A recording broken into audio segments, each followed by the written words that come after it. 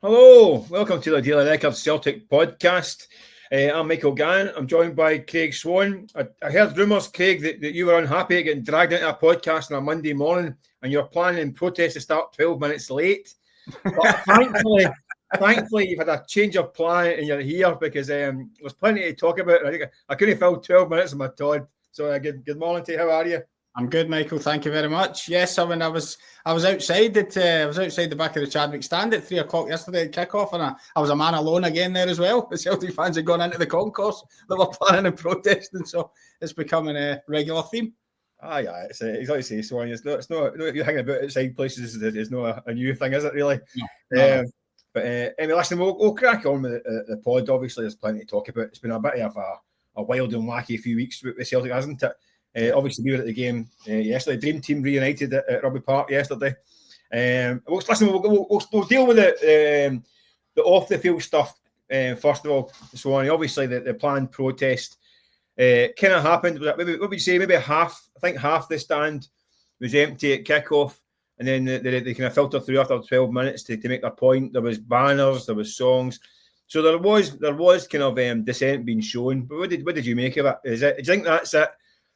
Done and dusted, or I think it'll rumble on, or I think it's time for a truce. What do you think?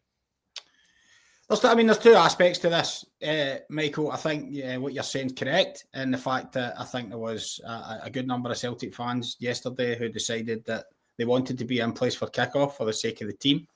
There was the other ones who wanted to stay out and make the protest more visible before then moving on to the singing and the banners and stuff like that. I think the point was certainly got across. I mean, for anybody sitting at the game, you couldn't fail to hear the messaging coming from the ones that were protesting or miss the banners. So the point was put across pretty clearly. And you were obviously there was always going to be a situation where there was some supporters, not everyone thinks the same. And I'm quite sure there was a few supporters who, probably equally disgusted at what's happened in terms of the window and the things that we've all talked about ad nauseum for the last 2 weeks, wanted to be there for kickoff. And I don't think anybody should be criticised for that. I'm quite sure anybody who maybe wanted to do that maybe joined in with the singing, the protest singing and things like that. So each to their own, but I don't think anybody can say that the point didn't get across. And the second part of your question, no, I don't think that's the end of it, in the sense that I think banners of this nature and singing of this nature are going to continue for several weeks, I would have thought, or until the supporters who are unhappy, which is most of them, see something which gives them something to say, okay, Celtic are acting here and something's happening. But I don't think there'll be any more coming in after 12 minutes. I think that was a one-off. That's just my reading of it. But I think that the singing against the board and the banners, that's here to stay for several weeks, I'd have thought. I don't think it's going to be Swan either. I mean, listen, I think you'd be hard pushed for a Celtic fan who is happy with the way the summer went in terms of recruitment. I think the Champions League exit was pretty pathetic. I think sitting with a big pile of money in the bank and losing to a team like Cagliari Amati, who are bang average, I think that has really hit a nerve. It's left a real bad taste. The problem, I think. I just say something there, Michael, that it's often said that I know that I mean, we've both seen it, that there can be separate factions of the Celtic supporters, the more noisy ones, and then there's the kind of silent ones who maybe don't say as much.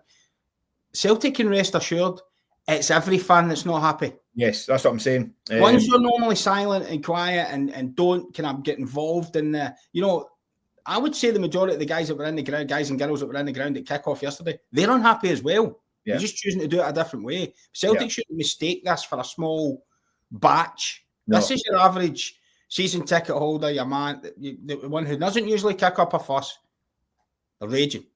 Yeah. I think you're right. I think there's a difference between the kind of the online kind of movement and the kind of echo chambers that we always see to get folk to miss parts of games and all that stuff. That's a different thing. I think that's another. Some people aren't prepared to do that kind of protest. They might be grumbling, they'll moan and they'll whinge and they'll sing, but they don't want to miss the football. They want to go to the game and enjoy the football. Yeah. But listen, I understand the anger's still going to be there because you had the botched transfer window, the Champions League exit, you've had the briefing against Brendan Rodgers, which caused a stink, and then you had the statement. So these are things that have all added up to create this environment. The problem that Celtic have got coming up, I think, is that any time there's a bump in the road, performance-wise, that's going to come back because the excuse is going to be they don't have the players. Yeah, it's going to come back to that every time. So if they lose it in Belgrade next week, it's going to be they didn't have the proper players signed. Yeah. What else was going to happen is they're going to release their financial figures probably the next week, 10 days. I would be willing to bet that they come out during the match in Belgrade next week, like during the game, because I've seen it before. Listen, usually they get great numbers. I remember being in Rotterdam for the final game, and they put them out the night before the game during the press conference, so that nobody could be asked about it. And by the way, that was their best ever figures. Yeah, they came out almost kind of embarrassed. Michael, that says it all. If you're embarrassed to release outstanding figures, incredible figures, you know then you've not got it right. The whispers around it is that this could be £100 million in the bank. Sorry, I mean, if they put out next week, they've got £100 million in the bank, and then they lose in Belgrade, or they trip up in the league, which was going to happen at some point. This is all going to blow up again. So, I mean, I think the events in the park yesterday, I think maybe cheered a few folk up temporarily, but I think the big elephant is still sitting grumpily in the back of the room. It's not gone away. A last-minute penalty kick at Rugby Park has not cleared the board here. This is not. Well, I mean, we will get onto it, I'm sure, Michael. But I actually think it'll have done a lot for the team and the squad. A game like that, and the nature of how it's won, and you know whether Celtic are fortunate to get the penalty kick at the end or not, whatever your view is on it, just the manner of it. I'm sure we'll come to all of that. We'll get into all that stuff. I'm just kind of finishing up on. I mean, what do the Celtic board need to do to try to get some sort of peace breaking out in this situation? What has to happen? Come out and admit we made a complete mess. Come out and admit that they made a complete mess of it and do a better job with a statement, or I think the fans want a head to roll. It's going to have to be one of those two things. Does that tie in? Only thing that's going to appease it until January, I would say, until they get a chance to go back into the market and get a transfer market right.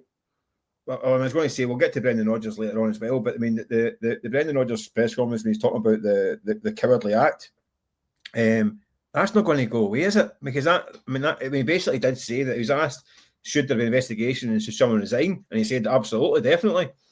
So until there is a head on a plate, I think it's not going to go away, is it? I don't think so. I think something will have to happen. Something has to happen, Matt. Something will have to happen to appease the fans, I'd say.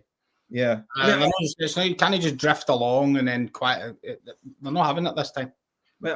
Mistakes are made and somebody has to pay in the eyes of the fans. Listen, I'm not sure that's unreasonable. If you're in any other business walk of life and you get it so spectacularly wrong, somebody ends up usually getting a finger pointed at them for it. So you can't.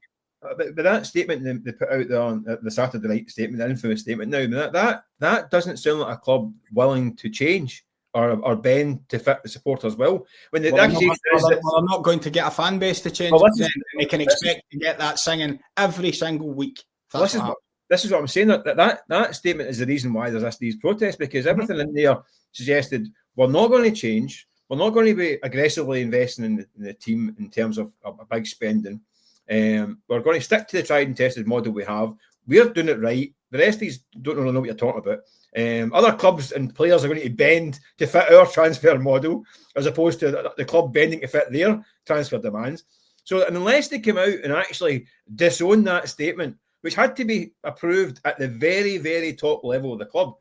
So they've got a major problem to get from that statement to a middle ground where they can get fans back on board. There has to be, like you say, there has to be probably some sort of sacrificial lamb somewhere offered to the footballing gods, and there has to be a radical change in attitude. I mean, are they going to say, right, you know what? We're going to give Brendan Rodgers a new 3-year contract. We're going to back his vision. We're going to go out. We're going to take a big chunk of our money, which we can spend within the parameters of the rules. We know that daft excuse. We're going to be aggressive. We're going to go and target this type of player. Is all that going to happen? No chance. No chance, is it? I mean, can you see that happen, Swanee? Evidence of the past 2 decades would tell us no. Listen, again, I come back to the fact that theoretically the model's actually good. Yeah, they just get it. They just get it wrong timing wise every year. Yeah, every year they get it wrong timing wise. The modeler polishing up their James and selling them on. That part of it's working fine. Yeah, I think they've got away from that. Wrong with their timing and when they're bringing them in, and also in the view of many fans, the type of target and the level of target that they're bringing in is not what they want. It goes back to the Ange Postecoglou, buy for 10 and sell for 25 instead of buying for 2 and selling for 10. Yeah. I mean, we're back in that movie. I think the model has worked, Swanee, but I do think they've drifted a wee bit from it, and I think that especially the last kind of 4 or 5 windows, that it started to look. I don't think they have drifted, Michael. To be perfectly honest with you, I think over the past, if you take away the transfer window of the Engels, Trusty, and Anita, basically it's been the same. Sell a big prize asset that you've polished up and sell for a load of money, and you've done a brilliant job with that, and no bring in the right replacements for the right amount of money. They've done that for years. What I'm saying is they've now signed. The only one that broke the cycle was really Ange Postecoglou, who managed to dig out some incredible bargains at duck cheap prices, and Celtic are still basically dining out on those guys. Well, exactly, but those guys are now few and far between. I think Dan Hatate and Alistair Johnson are still the boys that are there. Since Ange Postecoglou's the first 2 windows when he got in the most of the core of this team, they bought 40 plus players, and too many of them haven't been good enough. Mm-hmm. And listen, you get back to Chopman changing recruitment guys. When you get back, obviously you've now got Paul Tisdale, head of operations, and he's in charge of that one. You've had Mark Lawwell, Nicky Hammonds, Lee Congret in the first time. They're Chopman changing these too many times. So they need to get herself a more structured. Michael, it could be you and I that's in charge of recruitment. If they don't do the deals above them, it doesn't matter.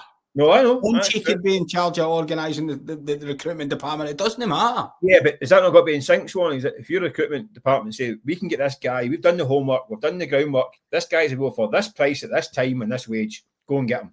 That's what I mean. It has to be in sync. If you or I or anybody could identify, but if it doesn't get signed off at the top, it makes no difference. You identify. Does that mean it's the wrong guys? Does that mean the problems in the negotiations? That's what I'm saying. That's not a link that's working right now. That's what we don't know. We don't know exactly what player's been put forward. Well, Brendan Rodgers. But what I found interesting was, and we'll get to him later on, I'm sure, Sebastian Tenecti. Well, yeah. Clearly a player Brendan Rodgers said it yesterday after the game. If I got him in earlier, that's the type of guy I wanted. Well, that's exactly what I was going to say. He's available. So again, it comes back to timing. It's not the price. It's not, maybe they probably paid more for him than they had to, but on the evidence of what you saw yesterday at Kilmarnock, £5 million looks like it might not be a bad piece of business, but it was only one game, so let's not get carried away.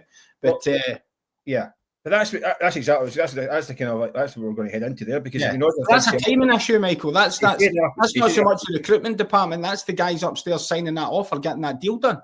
Yeah, I mean Brendan Rodgers after the game was asked about him, and it was almost. I'm not saying it made it worse, right? Because obviously he's glad the boys in the door and he played really well on Sunday. But there's almost a case of the bullseye rolling out with the speedboat over his shoulder. Here's what he could have won. Because Rodgers did say we could have done with this guy a fortnight ago in the biggest game of the season. Yeah. And they couldn't break down a bog standard team for Kazakhstan. Yeah. So it almost becomes worse, doesn't it? Because especially when you think of the value. I mean, £5 million is a lot of money, right, in some terms. But for Celtic, it's not really. It's not a lot of money when you get £17 million in for Nicholas Kuhn, Michael. Exactly. It would have cost £5 million a month ago. Exactly. So this is where the people at the top have to understand why the supporters are cracking up about it. Yeah. But that's not going to be Exactly. But listen, we're talking about Tenecti and his impact. But listen, we may as well we'll crack on with the game stuff as well, because obviously it was a game. There's plenty to talk about at Rugby Park as well. I think he was the one. He was the one that jumped off the page as well, I thought, in his performance. Yeah. I mean, it might end up. I mean, you look at Tenecti having an absolutely dazzling debut. You get any actual scoring. I mean, balls of steel stuff to take that penalty in 96 minutes to finish the game. Dyson Maeda, who's at the door, doing the business again. I mean, I thought Sriracha, the left back, I thought was neat and tidy. Once he settled down a bit, I thought he was decent. So it might be that things might calm down because of some of these guys coming in. What did you make, especially Tenecti? Sorry. What do you make of him? So we were quite impressed on the day, weren't we? I thought it was outstanding. I thought you could see in the very early stages of the game that he was he'd something about him. The first couple of touches, the first couple of things he tried worked, paid off, and he just grew. He just grew in confidence. And the second half performance, he got to the stage where it just give me it. I want it, demanding the ball, exactly what you want from a wide player. And as soon as he got it, there was only one thought in his mind: make something happen. And he went inside James Brown, he went outside James Brown. What I also liked was, there was a couple of times he snatched at chances. But I think the majority of the time, sometimes you get a winger who's a bit keen to hang on to the ball for too long when he's having a good game, but he seemed to know when to pop it off. He seemed to have pick the right times to go, when not to go. Good physique about him, good pace, like I say, glided across the pitch. Reminded me a bit of Jota, actually. Kind of smosh and give it to me. The polar opposite to Balikwisha on the other side. They look petrified. I'm sure you're going to get to him, but I agree with you about Tunekti. I thought it was interesting right from the start. Like you say, demanding the ball. I thought once he kind of got a full head of steam, I thought for a wee period in the second half, completely unplayable. Michael, when it was just he realised he'd beaten his fullback. He basically like, give me the ball and I'll just torch this guy left, right, and he was going outside. He can go inside as well. Like you say, maybe the final touch could improve, which I think that's why he's at Celtic just now. I think he'll get there. He looked at a player that looks pretty exciting. I think he was talking about first impression. That's a difficult day. I mean, obviously we know the pitch at Kilmarnock. I think it's against a back five, wind howling and rain and all that stuff. That's a difficult afternoon. I mean, listen, Celtic have struggled at Kilmarnock a million times. I mean, more times than not, it's a tough game down there. And I think in any other circumstances that would have been seen as a kind of great one anyway. But he definitely is one it looks as though he's going to be a good player. The only thing I would say, Swan, I don't know, I mean, not to get a bit geekish. He likes to stay very wide, doesn't he? When he hugs that touchline at times. I looked at his heat map and he's scorching that flank and coming in that wee area. How's that going to work with Kieran Tierney again? Because obviously he's an out-and-out winger playing that touchline.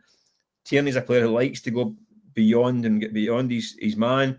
That's not going to quite work around in the same areas. I thought, is that going to be the case, Michael? Because I think in the early indications of Kieran Tierney 2.0 returning to Celtic, that's not what it's been like. Well, I don't know if that's tactical or building a fitness thing. I think he didn't do it at Ibrox because I think he was worried about Gassama going beyond him. I think that curtailed his movements at Ibrox.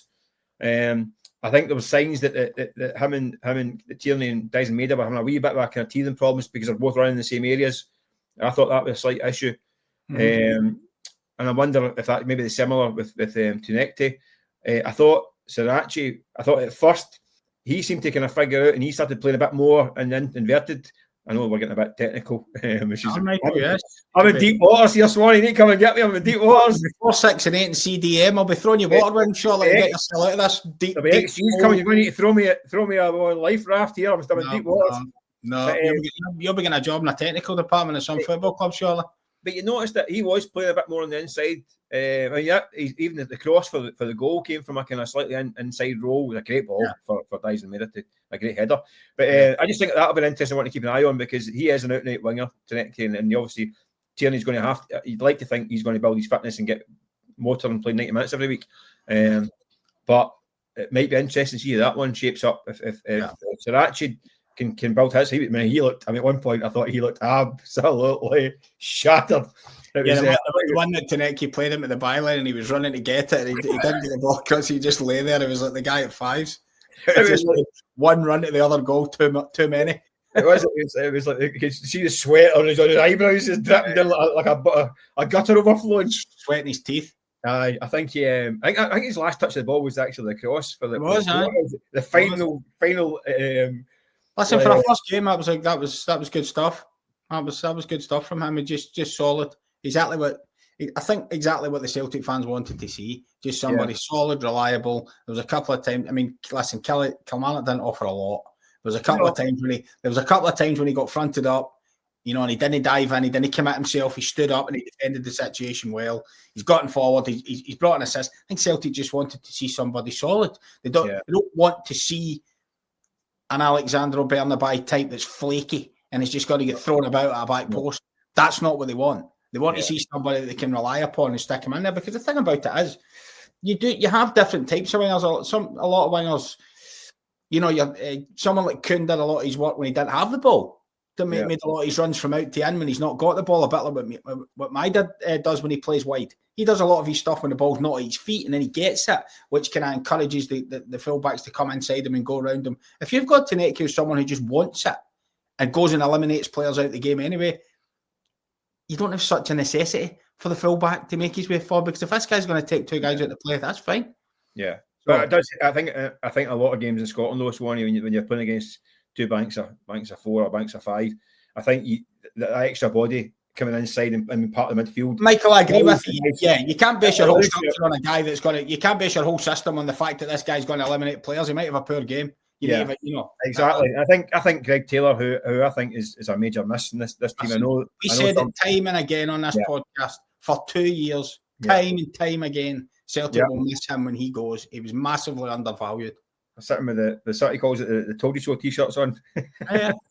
But it allows your two midfield players to become extra forwards in the pockets and edge of the area. Something happened again yesterday. Benjamin Negron was coming. He was very close to Callum McGregor when he was getting the ball at times. He was very close to Callum McGregor when he was getting the ball at times. Yeah. And all of a sudden, the gap between them and Dyson Maida was massive. Yeah.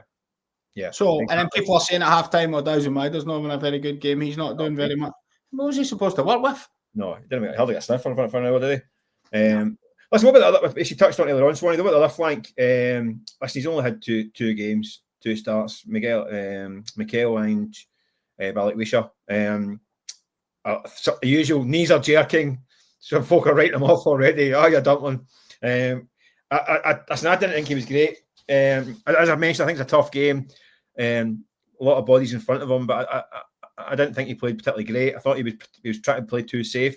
I thought he did keep coming in. There's times again, a bit like Rangers the week before or 2 weeks ago, there was a chance to kind of, at one point he had like 15 yards in front of him. You think, take the ball across yourself and go. He's on that right side, and he is right footer. He never took the shot. He just cut back inside and took the safe pass. Yeah. I think in his defence, he's not a right winger, Swanee. Yeah. He's played there. I mean, it's difficult to get on through all the stats. It looks as though he's played there about 5 times in 5 years. So he plays left-sided or a kind of number 10. So he's not a right winger. It gets back to the botched recruitment, because obviously him and Chinekti have been bought to replace Dyson Maida and Jota on that side, and then you go and buy 2 strikers and you go and buy another right winger. So the gaps have been he's having to shuffle across to fill the gaps left by the transfer window. But I mean, what did you make of him in general? Listen, I see. There's probably 2 or 3 points to this. Every player is different, and I have got absolutely no idea what the lad is like as a character. I've no idea. None of us know.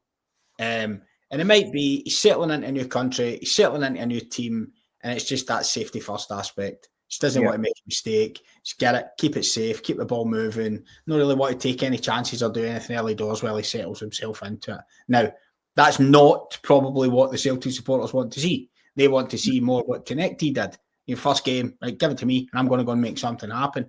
The thing about the sides, the right and the left-hand sides, I do understand that perhaps in terms of your positioning on the pitch and maybe taking up the right places where you should be.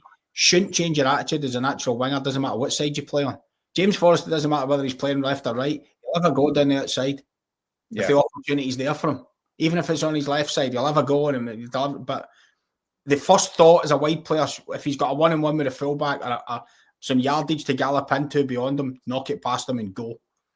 And I think the Celtic fans would have liked to have seen a bit more of that. I could understand it in the first game against Rangers yesterday. There was you've just pointed it out. There was a couple of occasions right in front of us where the press box was, Michael, in the first half when he had opportunities getting by. And what I also didn't like was there was a couple of situations, I think we spoke about it during the game. In the first half, Callum McGregor had possession deep and Connecty did something that Nicholas Kuhn did. He was off, he was away. He could see the first time pass, he was gone beyond the front. Yeah. Callum McGregor didn't spot it, came back in the game, kept the ball, fine. Play ticked on, literally almost the same passage of play. He did it again. Somebody else played a ball and he was stretched too far to get it. But that was a good sign. You could see in the first half, even before he started dribbling at players, look, he's prepared to make runs off the ball, get beyond. This is good. Balikwisha didn't do that at all. He was in the touchline. He wanted it to feet. He wanted it to feet all the time. Sometimes you can be as dangerous without the ball as you are with it. Yeah. We've seen that with guys like Maida and Kuhn, Kyogo, Pace, Jota. They know when to go and they're in, and it just takes one pass and it puts them away. A winger who, unless you're terrorising the fullback, if you're just going to take it to feet from a static start every time you get it, reasonably easy to defend. It's reasonably easy to double up on, because a midfield player's going to shuffle across, as the likes of David Watson and that did yesterday. Yeah. He's really got nowhere to go, and he just wants to come inside again. So, but you have to be prepared to give him the benefit of the doubt. Not everybody settled quickly. Maybe he's just feeling his way into it. I think, you need to be, in my opinion, 6, 7, 8 games before you make a proper judgment. But I am a great believer in first impressions. You kind of know straight away. And you would be concerned as a Celtic fan, I would say. Yeah, I'd also, but listen, the other caveat I would give him the benefit of doubt. He's also playing with a young fullback behind him, Kobe Donovan, who I thought played pretty well. I hope you get to him, because I thought he was terrific yesterday. I did, but I also think a bit like what you're saying about Balikwisha, he also was a wee bit safe as well, because it's a young kid in the team, doesn't want to make any mistakes. He was also quite safe. Mm-hmm. So he had one flank on the right side who were cautiously just trying to find her with their feet. So that was at that end, that side of the pitch was a bit of a non-event for Celtic at times in Sunday. Whereas the left side was the chaos. It was the Tinekti, and it was Maida coming in and all that stuff. That was the chaos side of the pitch. Whereas the right side was the caution side. I thought young Donovan, who I agree with you, I thought he was really good. Yeah. But he was also one. He wasn't going to go beyond these man. I mean, if Balikwisha wants to come inside, that's fair enough. But he's got to go beyond them, hit the byline. To be honest, Michael, he did. I mean, I think he did. I just think there was a bit. Yeah, I don't think he wasn't overly keen. I don't think it wasn't a case of him overly keen to do it. He did win the first half and knocked the ball off his standing foot and went out of the pitch. Well, that gives you the 10 minutes to think about it. But it was. I think what the Celtic supporters will have liked was he was quite comfortable taking it. He was kind of making angles to get it. He was, he wasn't shying away from that. He wanted it. And the fact that he was the one in the 95th minute that's burrowing his way into the box and the pullback for Forrest for the shot to win the penalty. Yeah. That's the type of thing that, Celtic fans will laud Alistair Johnson for. And, for charging, he was still up for it, even though it got to that stage of the game. And listen, it mentally sapping, I guess, coming in and playing in a game like, first time coming in and really playing in a game of that 96 minutes, you would have forgiven him slightly, even though he's young in terms of age. If his legs had maybe gone a wee bit by that stage, but he was the one that was picked. Give it to me. I'll try and drive into the box. He looks slender in the sense of, I'm quite sure opposition teams will at some point think, okay, diagonals on top of this kid. He doesn't look like... Yeah, he's about 6'2" or something. He's a big lad, doesn't he? Know? I probably used the wrong phrase here. He looks. He's quite slight. He's not. Seems slight. Yeah, it's probably what I'm trying to say. He's looking at, but I've no doubt he's probably quite wiry. But I just liked the way he was prepared to take it, even in the first 15, 20 minutes. He wanted that, and then the responsibility that he took at the end. Listen, he's got a lot on his shoulders. Yeah, because you look at the squad, and nobody knows exactly how long the injury is for Tony Ralston. But Alistair Johnson's out for a long period of time. What's that, November, December or something? Yeah, maybe at least November, yeah. He's going to have to play a lot of games in a lot of high-pressure situations. I'm not really sure what the other option is. Yeah. Listen, I don't know if Sirachi could play it right back. I don't know that. No, I think he can. Right? That's possible. That's possible. I think, especially in Europe, I think you might see, but just to kind of protect the lad a wee bit. He's got an awful lot of experience. I've seen him I saw him pre-season last year in America. And I thought this kid's got a bit about him. He's a big lanky boy. Nice touch. He kind of gallops up and down that touchline. I think he's got a bit about him. I think you're right. I think it'll do him good. Brendan Rodgers kept saying he's a Celtic. Kept saying he's a Celtic type. Whether he was getting at, he seems to like him. So. But you might see him. I think you might see that. I think you're right. I think Sirachi could be the one in Europe to switch across if need be. If Ralston's injured, he's also next week is Belgrade.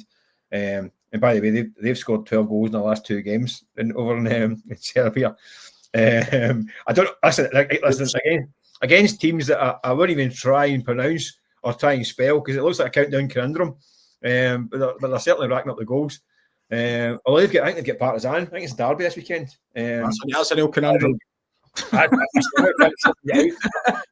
get out there and do that game on the Saturday first, that would be a good one to catch, wouldn't it? That would be Derby. I think that's an outstanding spying trip, to be perfectly honest with you.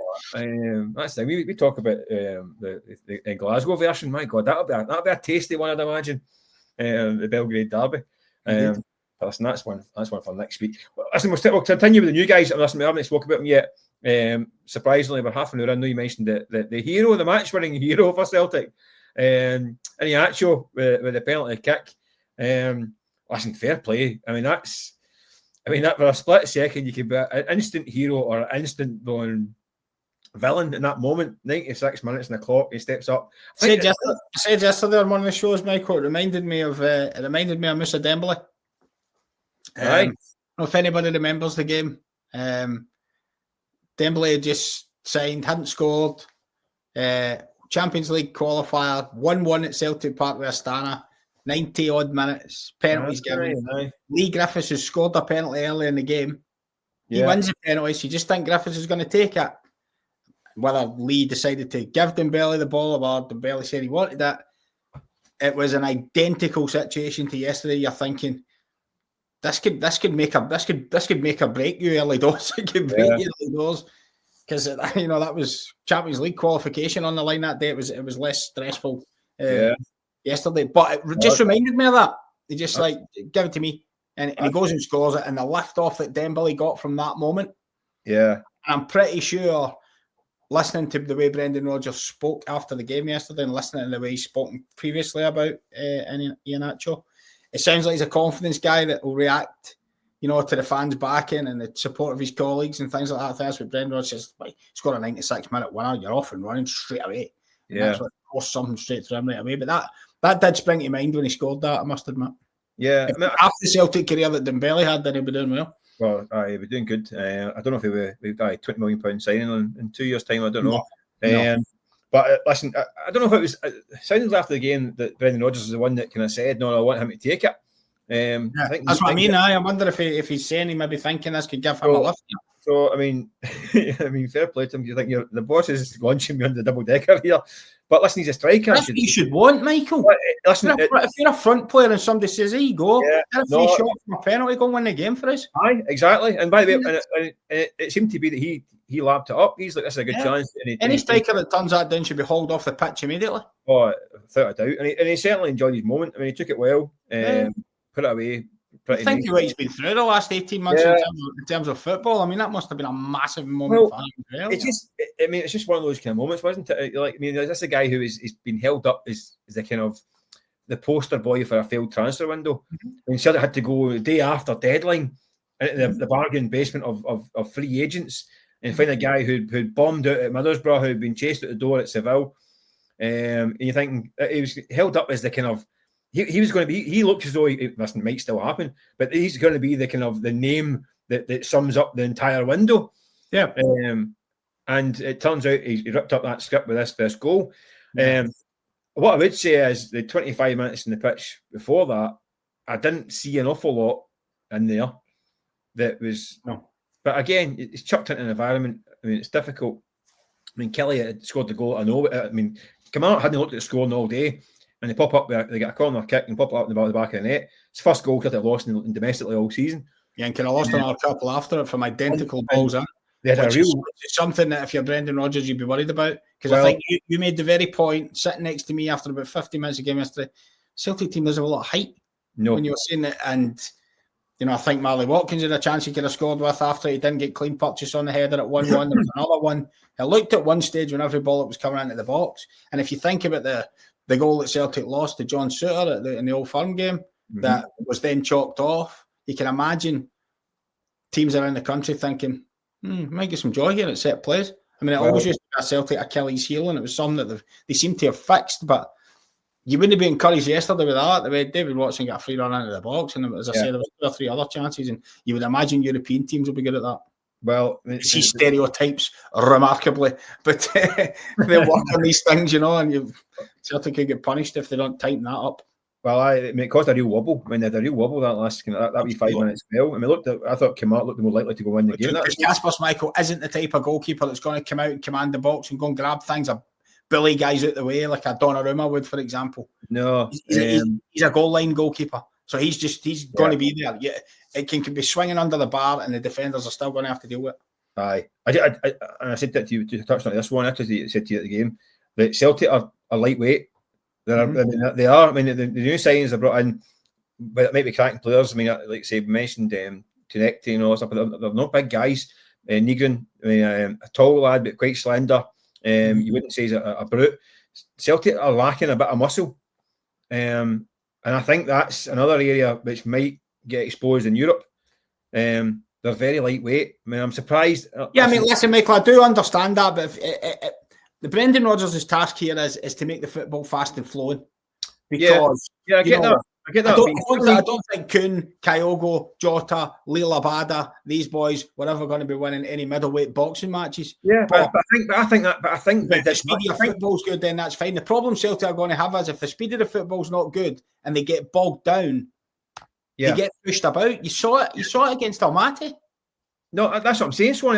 Listen, I take your point about that team. That team is fast and furious, but I still think that team lacked a bit of muscle as well. No, it did. But what I'm saying is, they were able to overcome it because of you've got a point in Europe. That is fair. I think they're going to come up against teams like, I mean, we're dipping into national stereotypes. Look at Midtjylland away from home, having seen a bit of them, big land of the giant stuff. Do you know what I mean? I think that's another thing. I think they lacked a bit of muscle. And you get one guy in the team who maybe perhaps got that kind of power is Alan Engels, but he's obviously not in the team right now. Which we could do. That's probably not a podcast in its own. That's something. Yeah, that's something that I actually looked at him walking off the bench yesterday and thinking, it's not a good thing. Well, you've got Anthony Engels and Paulo Bernardo who are now drifting away into the kind of nether reaches. You've got Jemai Simpson-Pusey. That's another one. That's another one. Where is he? I mean, he's yet to play a minute of football. He wasn't on the bench again. The two Japanese lads that signed. I mean, again Shin Yamada, no sign of him on the bench. Johnny Kenny, no sign of him either. Just some weird things going on. Simpson-Pusey's out. That's one I suspect we're going to hear something more about in the next wee while. Something doesn't add up there. Obviously, there's been kind of rumours about things in the background, which is we can't really substantiate, so we can't go there, Swan, obviously. But he's changed his social media apparently and all that stuff. Who knows? But that to me just looks looking like a bit waste of time. The Simpson-Pusey thing. Guy didn't sign from Manchester City to go peddling his bike run about the Emirates. No, I mean it's like. Pretty sure a lad like that would have had the opportunity to go abroad or go somewhere. He's chosen Celtic. He's obviously chosen Celtic for it, but whatever's gone on there, he's not fancy. He's not even showing up on the bench. He's not in the Europa League squad. I think we're about to hear something about that just shortly. I would say. Listen, he's been dragged into the Celtic summer of 2025 window blender. Can I just add one thing about Iheanacho, Mick? Yes, if I could. It was something I said last night on live. Let's just make a comparison. If you think about Iheanacho's last 18 months, I totally understand it. Completely bombed in Spain and at Middlesbrough. It was interesting that the guy who he's been brought in to replace, Kyogo, really, for 2 years ago when he was 28, he was the star striker in Scotland. Lethal, different class. 2 years ago, brilliant. He went to a top 5 league in Europe. Couldn't get a game. Didn't score a goal. Same as Iheanacho. Iheanacho went to Middlesbrough. What was it? 1 goal in 15? Have you been watching Kyogo play for Birmingham? Yeah. Was it one in filling up any trees in Birmingham? 1 in 7 and didn't get in the team at the weekend? Yeah. So, listen, not saying for a minute these are the same. Kelechi Iheanacho is going to be the same as Kyogo. My point is maybe maybe the Scottish League maybe isn't as good as we think it is, or we would like to think it is. Yeah. And it might be a wee bit easier than for Iheanacho, even in the English than it was in the English Championship. There's got to be something in it. I know Kyogo's getting older, but I don't think he's doing particularly well at Birmingham. Yeah, but I also I think. I mean, I take it. I'm making no comparisons, Michael. I'm not saying it's. I just thought it was an interesting similar path in those. He went to a top 5 league and in the English Championship. Yeah, but I think in the actual trajectory has been different. This guy exploded onto the scene at Man City. Yeah, but that's your point. He's a Manchester City player. He was a Manchester City player. He was a Man City player. I mean, he held up the next big thing. 19, 20 years old, exploded onto the scene, did pretty well. Then slipped back at Man City, got his move to Leicester, did well at first. Had a couple of great seasons at Leicester. I mean, it cost him 25 million quid. His latter seasons at Leicester, not quite. I think he's didn't hit double figures for 3 seasons in a row. I think 5 or 6 goals in the last 2 seasons. Looked like he was starting to kind of his graph was starting to go the wrong direction. Yeah, Seville didn't work. Yeah, and Borough never worked. So he's now at very much at a crossroads. Let's get one thing clear here, Michael. I don't think in any way, shape, or form he's going to be at the level or make the impact that Kyogo did. Kyogo came hungry. I mean, because Kyogo was just different class, and I don't think that he's going to be able to get to probably within 75% of those levels. Yeah, but if he even got to 60% of Kyogo's levels, given the fact he was, as you say. He was. What was your great phrase after the transfer window? Loitering in the whipsy counter. Well, that's the thing, yeah. That's what they got him. Very funny. Listen, what I think Brendan Rodgers and what Celtic fans need to hope is that last minute scenes and the kind of big celebrations and pylons and all that stuff, it lights a fire in him, because at the moment the guy who you get a move, you don't do that great in your last season at Leicester, and you get a move to La Liga with Sevilla. What a chance that is! What an agent. Right, exactly right. What a move that was. Didn't really get him going. There was accusations. The Spanish press were asking that this guy's no fit. He's overweight, and the manager in Sevilla took the nip because apparently they were talking about him too overweight. He goes to Middlesbrough, English Championship, chance to kind of get going. Doesn't really take the chance. And you think, well, is Scotland going to float his boat? I mean, he's beat Spain and beat England, and now he's coming to Scotland. So the worry is that is a different trajectory he's on. I think the manager and the fans need to hope that kind of scene on Sunday is, you know what, this is a chance. This place is something special. This is an opportunity for me to kind of relight my career and halt this kind of slide. It remains to be seen. I say we've only seen a wee cameo, and he showed nerves of steel to score the goal. So the only way is up for him. So it's up to him. It's pure, I mean. We'll have stuff running the Record Sport website later on with him. We spoke to him afterwards, and we'll get stuff going out today and on Monday evening. It's interesting to me. He does to Chuff getting asked about his fitness. Seems to be taking a great offence to me again. So I think he's been hit with that for a year or so. Well, I think we both know how he feels, Michael. Well, listen, Swan, look, the treadmill's down. The treadmill's been put down. Look behind me here. I've not been on it yet, but it's been put down. The clothes have been taken off it. It's lifted the jackets and ties off it, have you? Exactly. Listen, we'll just finish up. We're going to finish up. It's the first time we did a podcast since last week, and obviously we had the Brendan Rodgers situation. I mean, you'll have seen the press conference on Friday. What did you make of it, and what's the path now for the manager? What do I think? I think it was a classic piece. It was a classic tennis shot right back across the net. I mean, vintage Brendan, wasn't it? Quite how he managed to walk that line of keeping the fans right in his corner while still managing to throw grenades at the board, while still keeping them from terminating his employment, was an absolute masterclass. Right.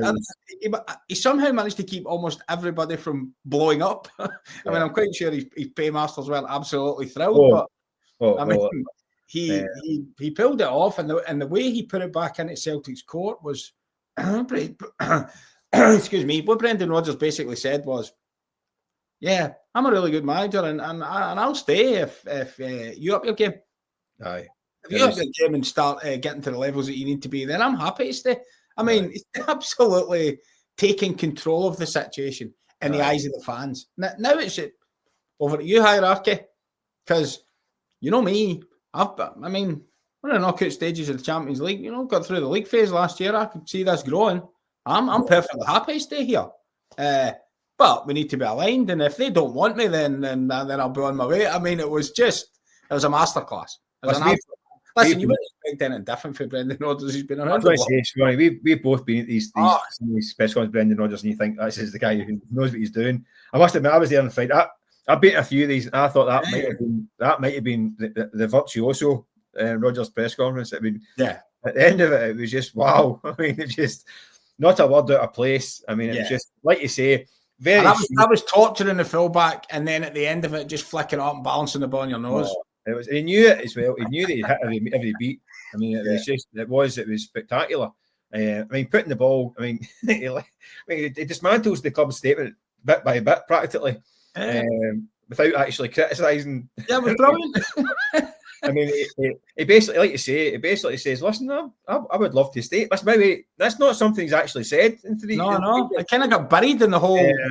Understandably so, it was buried. I would love to stay, but they haven't offered me a new deal, which is obviously weird. But I will stay if they stop acting like numpties in the background. So I mean, unless you change your entire strategy, then I'm happy to stay. I mean, it was just genius. I mean, it's meant that I think what he's done is strictly that no matter what happens now, if he does go, there won't be the same outcry there was before, because you can see listen, Michael, we were at the game yesterday. I don't know what the television cameras showed or what the pictures showed, but it was not, at full time when you're going to get a chaotic reaction after a last minute winner. That always happens anyway. Yeah. Right? There's going to be a big celebration. But I thought it was really interesting when, the players started to make their way off, and Brendan kind of turned round again and kind of faced them up and gave them a thumbs up, and they went potty in support of him, and then started singing his name, singing his song again, which had been conspicuous for a long time. All the way off the park. As soon as he disappeared up the tunnel, started singing "Sack the Board." I know. He could not have got a more perfect way of showing their support for the manager and their disdain for the board. Rodgers has won it. It's as simple as that. I think you're right, because in what happens now, Celtic fans over, and he's got them on side, and that's it. Now, listen, we know what football's like, Michael. There'll be 6 successive draws, and I'm quite sure there'll be some people saying, "Well, I know you didn't get what you wanted in the transfer market, but you should still be putting the team together to be." We know that's going to happen. But right at this moment in time, you get the impression they're with them, and such is the depth of bad feeling against the board. I don't think they're deserting them, because there's only one set of people getting the blame for anything that goes wrong this year. Brendan Rodgers probably knows that and all. I think that's the thing. I mean, what happens now? He can say, "Listen, that press conference is pretty much, it was like almost like a back me or sack me kind of job, in a much more kind of technically genius way." But that's what it was. Can't sack him because he sacked for being too ambitious. I mean, is that the reality? Like you say, anything goes wrong, and you say, "Well, I didn't get what I needed. I mean, I've not got a proper right winger. I've not got this." So he's kind of managed to kind of got himself. What do you say? I think he's on his own little island now, and the Celtic fans are flocking to it because. If Celtic won everything this year, he's an even bigger hero than he was before. By the way, this stuff about injuries. The board will get the blame. Listen, it might be that he fancies at the end of the season that's him done. He's done his stint. He's happy to go away back to his holiday home, whatever it is, and go for another job, right? Which I suspect it could be the case, right? But speaking to a few of the players about the reaction from him, like he said to us, he was empty after the transfer window, and it sounded like he was down, right? But the players are suggesting that he had a meeting with them, and apparently it was, again, vintage Rodgers stuff. It was like he got them all fired up. Basically, it was a very passionate, kind of emotional kind of get together he had with them, and got them off. He said, "This is what we've got. I believe in you guys. We can do this." And he was like, apparently it was proper chest beating stuff, and they're all like, "Yep, Hail Spartacus stuff." Do you know what I mean? So I think he seems to still have that passion, and whether that's because he's so angry at the folk behind the scenes that's got him riled up, but he's certainly got the appetite for the fight. So it's just, I just think this season is going to be a struggle at times because of the imbalance in the squad, the lacking in key areas, the question marks over certain signings and non-signings, the tension behind the scenes with certain individuals. I think it's going to be a bumpy all season. Yeah. But there's also, Michael, there's also a situation for guys. I mean, we've spoken about the new guys coming in, and the impact that they're going to have to make. But there are some guys at that football club who have been here. Now, in fairness, they've been there a long time, some of them. But I look at somebody like Rio Hatate, who this should be the moment where he goes, right, do you know what? I'm the best player at this club. Yeah. You know, in his own mind, I'm the best player at this club, and I'm going to go and start running games. Or Arne Engels, right? I now need to step on now, or you know, you can argue they need to get their chances to play. Oh, but you know, there's guys there. So if they get to peak form, Celtic have got the squad to go through. I mean, we're picking out the attacking areas, and okay, they are a bit light there. If something happens to Maida, we know that, and we don't know how many. But there's a lot of guys in there who could be given a lot more, or not giving a lot more. That's the wrong phrase, I'm sure. Yeah, just a lot more, performing a lot more. Yeah. You know, Rangers are so weak at the moment. Yeah. And some of the Celtic performances individually in the game at Ibrox a couple of weeks ago, the players there should have been able to stamp all over Rangers. Look at what Hearts did to them last weekend. Yeah. They went and posed themselves on the game. Celtic didn't do that. And there's a lot of players there, senior players, that have been there and been over the course, who Celtic can Brendan Rodgers should expect to now step up. Yeah. They haven't been given the support in the market that they probably that they deserve. We talked about this. How would the likes of Callum McGregor feel sitting in the end of the transfer window looking about the squad going, I mean, I thought we were going to get some backup here. Dyson Maida saying the same thing, but where's my backup? Dyson Maida was sitting at the airport with his luggage ready to go. So Dyson Maida, free bag. He's sitting with his backpack on ready to go. But that's, you know, they're entitled to be down for a spell at the fact that nothing's actually happening. But now it's a time where, listen, you started off the podcast by saying this, Mick, it's done. The recriminations, the fallout is going to continue with the sack the boards and all that in the stand. But at the end of the day, it's done. The squad is set, and they now have to set their sights until they get to January. And the players are there. There's a glut of games, and guys are going to have to stand up and make up for the failings of those above them upstairs. Yeah. Listen, and like you say, that victory on Sunday was probably a wee bit of respite and a wee chance for everyone to catch breath around the club. But and they've got Thistle this weekend, the cup, which tricky, but should be dealt with. Then in Belgrade, and who knows what can happen out there because it's a Europa League tough test out there. But so listen, it's just going to be box office all week. I think it's going to be drama all the way for the next few months. But listen, we'll wrap it up there. There's Swan, that'll do for us. Not even for any 96-minute drama with us. We'll wrap it up there. Listen, thanks for listening. We'll catch you again next week for the latest instalment from the Popcorn show. Thanks a lot, Swanee. We'll catch you soon. Okay, Michael. Speak to you soon. See you later, folks. Thank you.